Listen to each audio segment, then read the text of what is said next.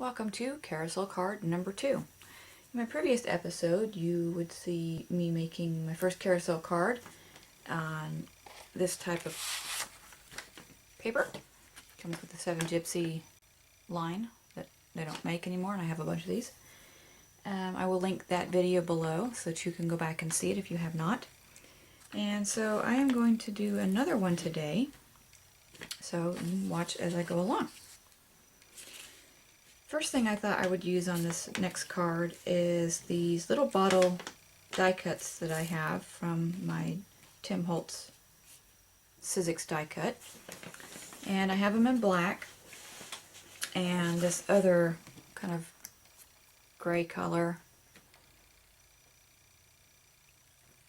So I've used the gray one to be used as the bottle stoppers, just to give it some accent. And then I got this little piece here, which is supposed to be like a label for the big bottle. And I have some rub-ons here. I thought one of these might look good on this little label somehow. Maybe one of these figure numbers. So we'll see when we get to that part. First thing I need to do is put something on the back, the base, the first layer. So what I want to use is this really old piece of dictionary paper here. But I don't want to just use that. I want to rip it into pieces and add them on there. So let's get some pieces ripped first. I don't really want this border part.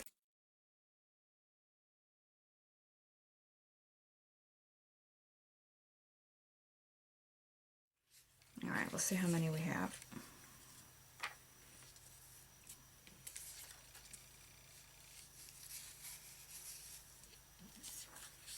Okay, a bit more. The reason I'm ripping them up instead of just putting it straight onto the paper, or the background, is I don't want it to look like I just glued the page on there. And if you rip it up and rearrange the parts, then it's more random.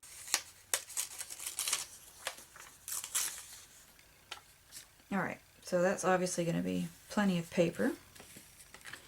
Another thing I want to do, rather than just have them be edges that you really can't see, is I'm going to take some, which color is this one? Walnut Stain Distress Ink.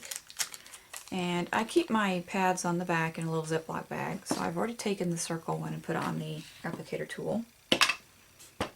So we're just going to come along and color up the edges of these papers. Now you gotta be a little careful because they're delicate, so they bend and rip easy.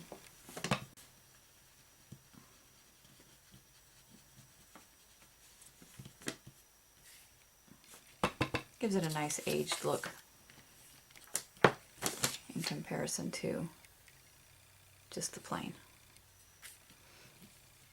Also lets each individual torn paper look like its own page rather than parts.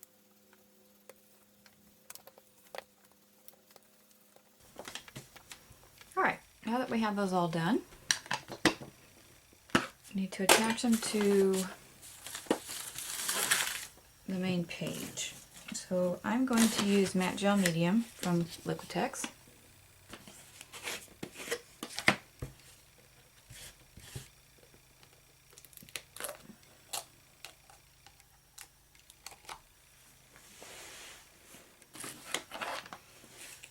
And we're just going to put them on here however looks good, and then anything that's overhanging can be removed afterwards.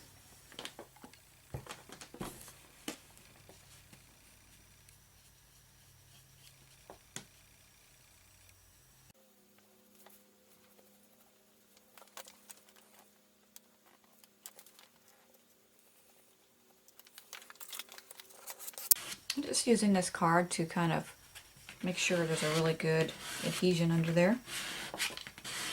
It helps spread out any weird lumpies or bubbles.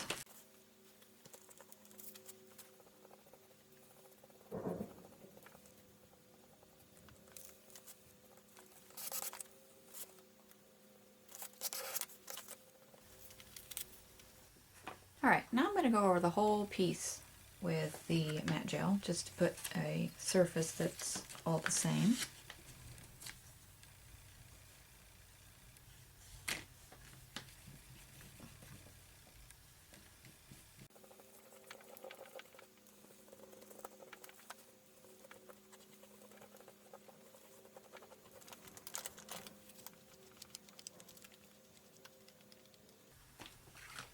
Alright, I'm going to dry this and clean up, and I'll be back.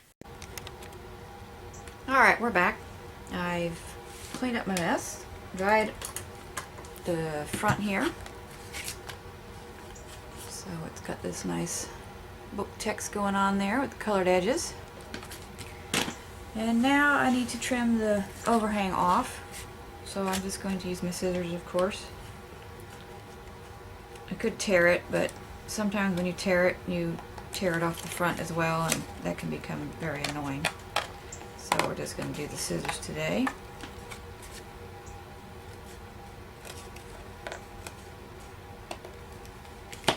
Alright. I'm going to set this aside for a little bit, and we're going to work on the bottles.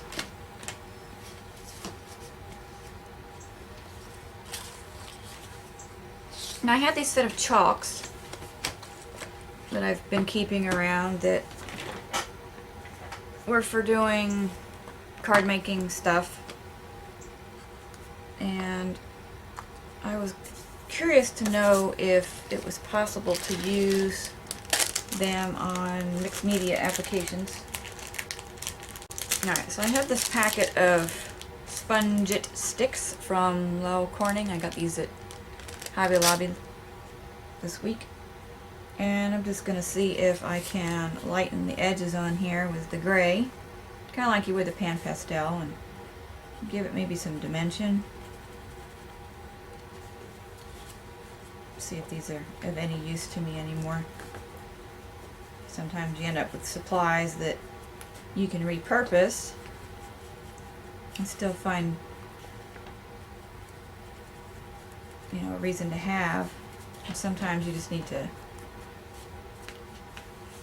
pass them along. I think I stuck that in the black. I guess when I play my video back later, I'll know for sure if I did, won't I?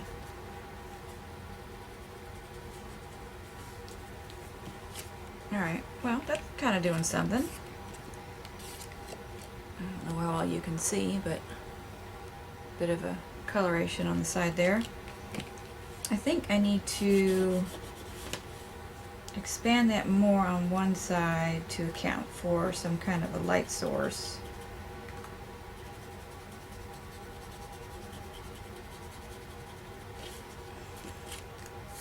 Alright, we'll have the light source from the left.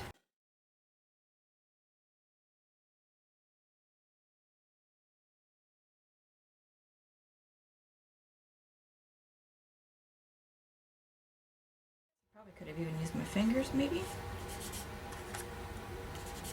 Yeah, they don't really pick up.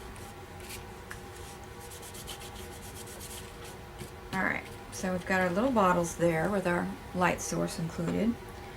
Now I want to take these little caps and give them a bit of tan coloring, I think, to get them more resembling a cork, maybe. I don't know if I like these little spongy things for this. They don't seem to be as durable as you would hope. I think that one's supposed to be a glass stopper, so I'm not going to put brown on there. It's a little bit darker in there. Bring that in from the side. Give it some dimension.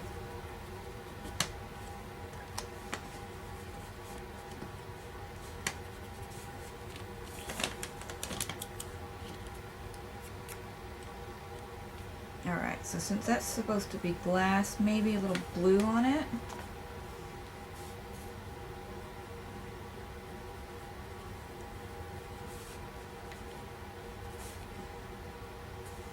Maybe a little white.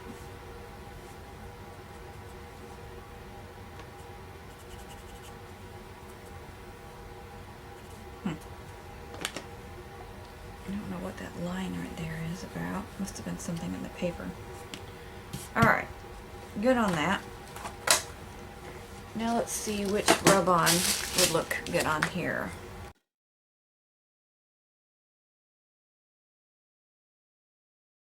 I wish there was a number 1 in white.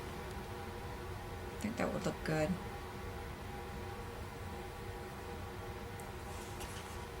I might be able to get both of those on there. Let's try that out.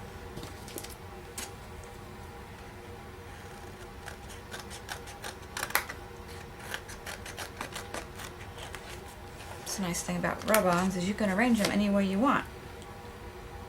You can go side by side or vertical. So if I change the way that that's going,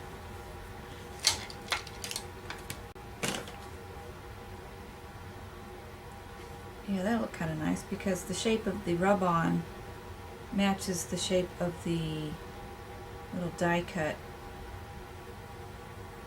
there.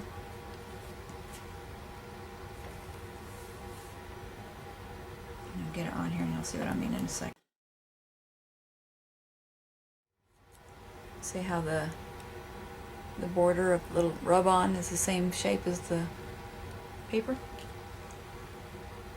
Now I know this is a little redundant because I've got it saying number 1, but that's okay. I don't care.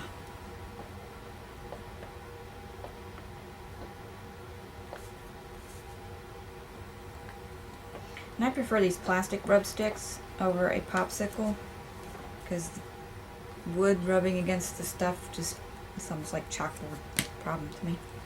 Alright, so we have the number 1 that can go on there. I think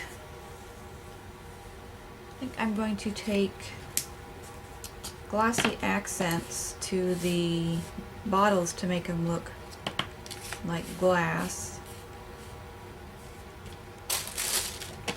And this is my version of glossy accents. This is called Liquid Glass. It's done by Close to My Heart. You know, I've obviously had it for a while. Deco Arts also has Liquid Glass. It's the same thing. So I'll start with the small one. It's probably a good idea to have some kind of tweezer or pointy object.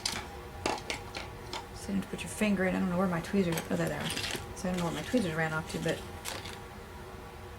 there we go. This way you can manipulate the paper without sticking your fingers in your glossy accents. So I'm going to go all the way up to the top, almost. And it looks like I've got a clog. Let me get a pin. Alright, almost all the way to the top, because a lot of the old bottles, they didn't have any glaze at the top of the bottle. It was more of a just the pottery, so that'll be a good place for me to put my tweezers to hold it still.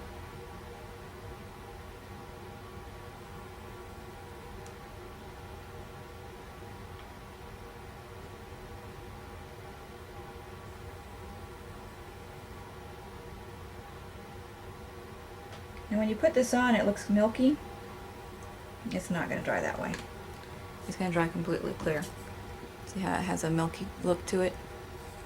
Alright, so I'm going to finish doing all 3 of these, and then I'll be back once they've dried. Alright, it's the next day, and I've had plenty of time for these to dry. And they did get a little warpy.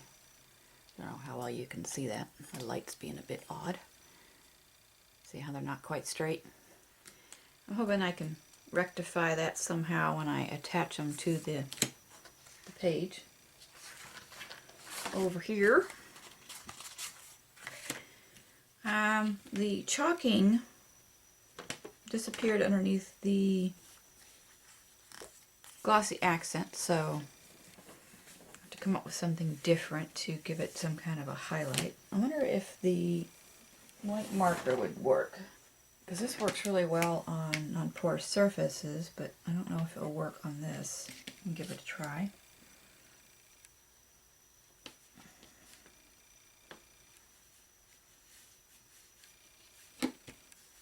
Yeah, I don't know if that's really what I'm hoping for. Just kind of doesn't smear around the way you would want. So let's see if I can get that off since we've just put it on. And we can. So, alright.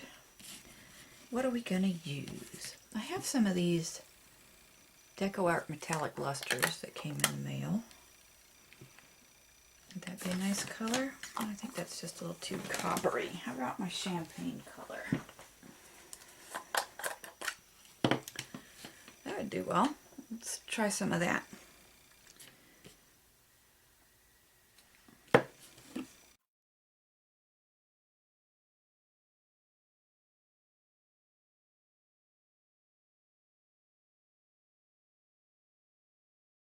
I'm just getting a very tiny amount.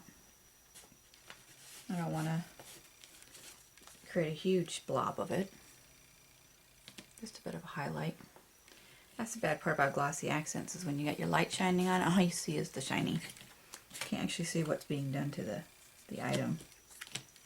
Alright, let's see what that looks like on there.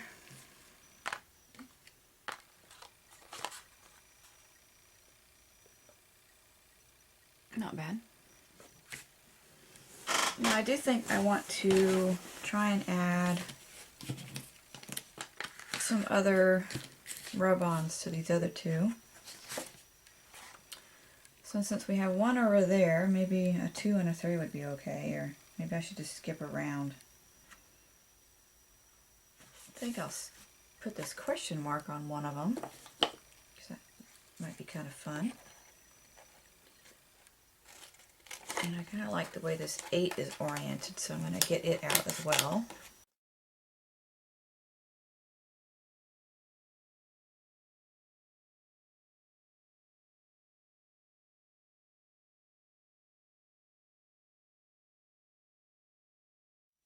Alright, now we need to glue this on. Let's use some of this tacky glue. I like to keep my glue bottles nozzle pointing down so that when you go to use them, the glue's already where it's supposed to be. And that's only on certain ones, I should say. Like these tacky glues that take forever, it seems, to shift from one end of the bottle to the other. So I have a stationary caddy kind of thing. It's 4 compartments to it so that your pens sit upright.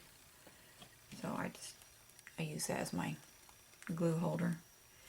And then like these ones seem to leak a lot, so I actually set them in there like this. It helps keep them from causing a mess. Alright, got that on there. Let's see, how do we want these positioned? I think I kind of like that idea. Like that. I need something down here so I don't like they're just floating on the paper. So what shall we add at the bottom? Let's do some more of this distress ink. Let's darken up that corner a bit. A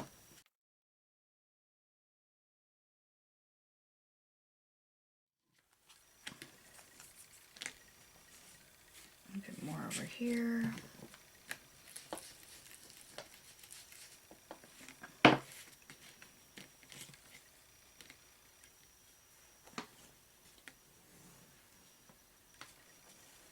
That looks good. I think I'm going to use some 3D tape, also known as foam tape. I don't know where I got this roll from. But I think we need to add those bottle caps on there first. So let's get a bit of glue here.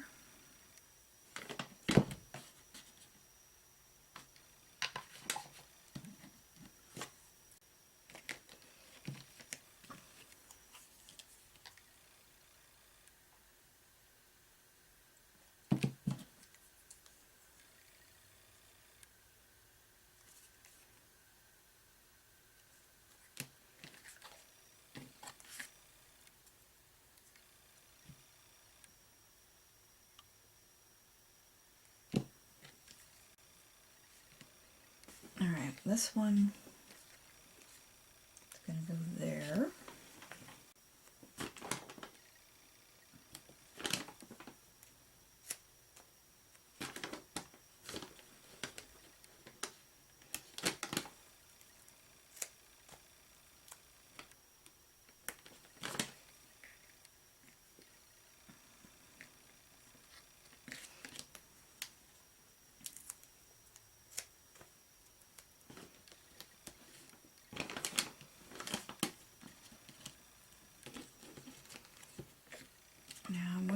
if I should make,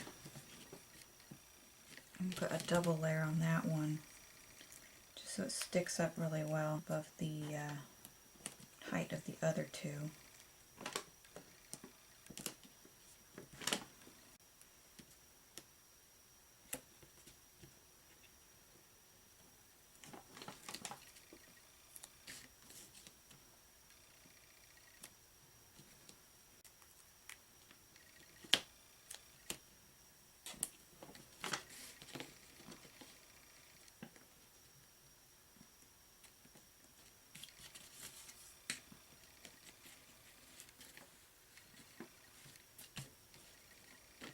So if I glue that one flat, and that one has a little higher, and then that one has even a little higher more, then that'll look good. Alright, so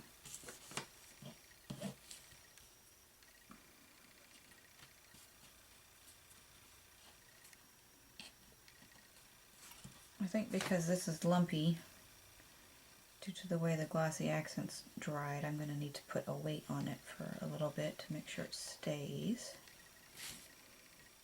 because I don't want it coming back off away from the page.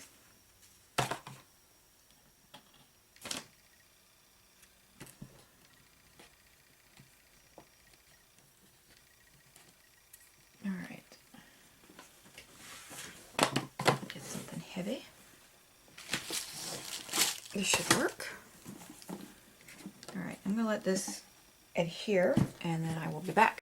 Alright, while that was drying, or at least sticking better, I had these sitting here for a second and I decided that I really need something else up here. Another thing I could think of was some metal things. I had these little metal alphabet stickery kind of deals, but I don't know if I can actually make a word with anything on here. I don't have an E or an A. I can't think of a single word that can be made that would be good. You know, I can make run. I can't think of a thing. So my next idea was to check in my metal embellishments doodad box. I just have this box that sits up on my shelf that I keep some metal embellishments in. And I have an assortment of keys. Let's see if any of those look fun. I think I want to try and find a key that actually is flat backed, meaning the design doesn't go all the way around. Like this particular one, the design's on both sides of the key, so like this. So they got the design on the front and the back is nothing, but this is too big. I do have some keyhole and key brads, maybe. Let's see what's in this packet. Definitely think I want to go with copper kind of color. Now these aren't flat, but they're not, there's not words on both sides. Put the big silver ones away, and that big one, maybe.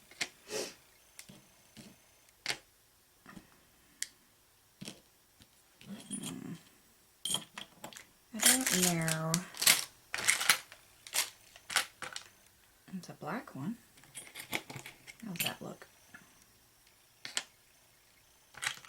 I don't know. I kind of think I like that little pop of color that the copper one brings. And these ones are definitely even more 3D.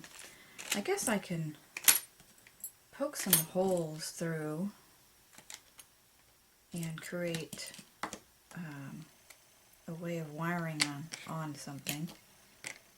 That might be kind of fun.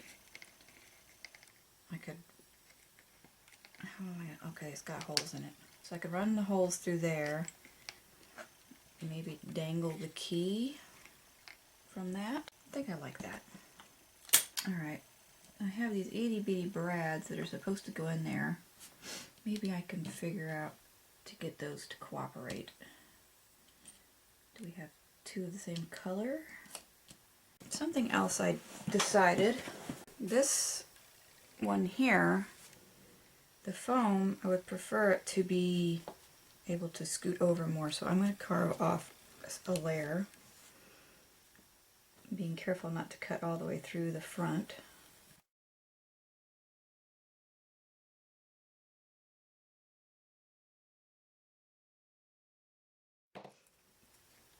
And that'll allow that to overlap a little better.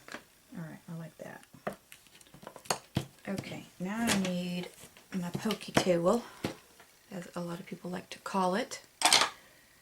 And oh, there it is. I have no idea where it went, but there it is. Alright, well, let me get these attached on real quick before I get too much farther, and that way I know exactly where the key has the ability to hang.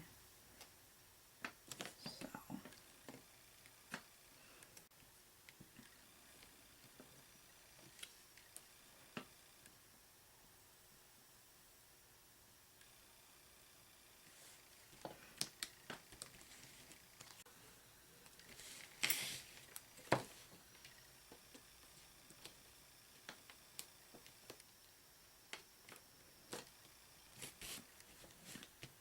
alright. So I'm going to hook this one over here.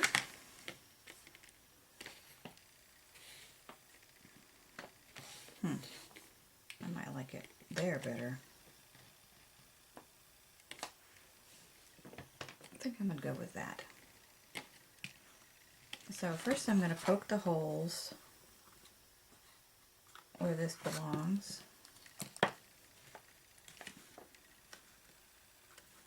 And it's not really that important if it's straight, but I would like it straight. Always be careful not to stab yourself when you're doing this kind of thing, because that hurts. I don't know where my little foam pad ran off to that I usually poke these things in.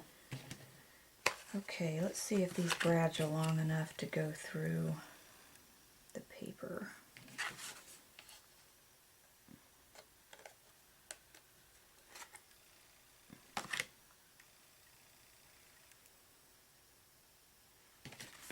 Okay, such tiny brads, there's no way you can actually do anything with them, because you can't hold on to them and make them cooperate.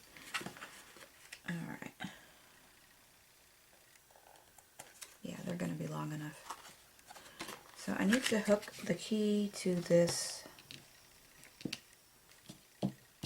keyhole with some kind of wire. Alright, got my box of wire. I need something thinner, I believe. Or I think that would be... the heck? Oh. My little squirrel's visiting. He just tried to land on my window. You hear him trying to climb the window? It's so silly. Yes, I literally got distracted by a squirrel. How's that? Alright. I'm going black.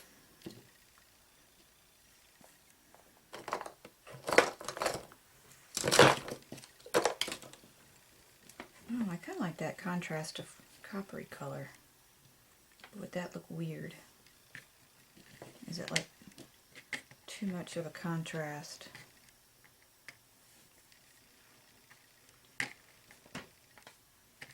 Yeah.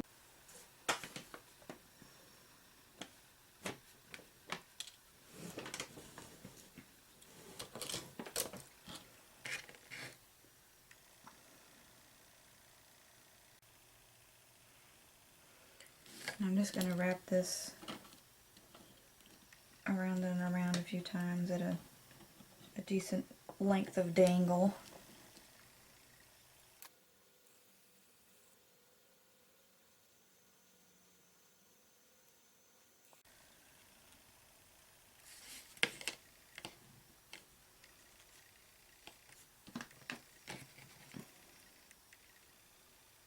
I think I'm going to twist it a couple times too.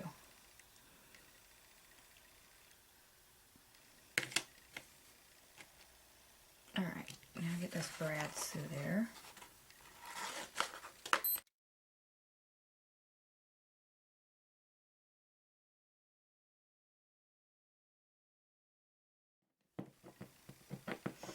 I learned that this funny part is actually supposed to be used for pushing those down instead of using my fingernails. Alright, so we've got the little dangly. And let's see, do we need anything else? Do we need a little word maybe? In my stack. Alright, let's see. What color? White. I think the brown's going to blend in too much because of the paper. I think white's too bright. What else do we have? Black and white, that might be cool. That's too much of a contrast. I think that might work. Let's see. No. This isn't white, this is off-white. That might be okay. I think I'm going to go with the black and white. Alright, what's on here? We have you are a beautiful person inside and out. Always be your own kind of pretty. A smile is the best makeup a girl can wear. I don't want to use any of the ones that are actually made into sentences. How about we do discover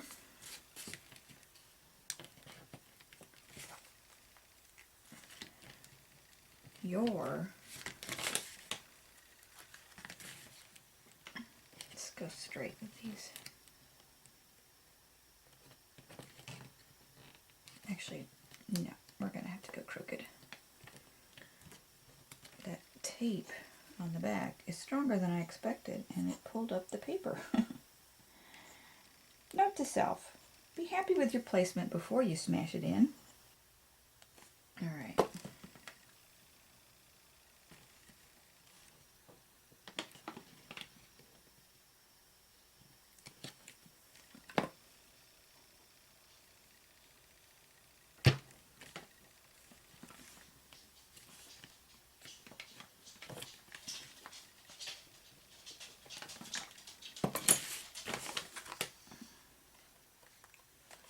So there we go. Card number 2. Discover your story. I hope you enjoyed my second card in my Carousel card series. And please stay tuned to the next one. As always, you can find me at any of my social media links, now available in the description box. And please like, share, and follow if you're, or subscribe if you're not already a subscriber. I hope to see you follow along with my next cards in the series. Please feel free to comment or have questions, and I will see you next time.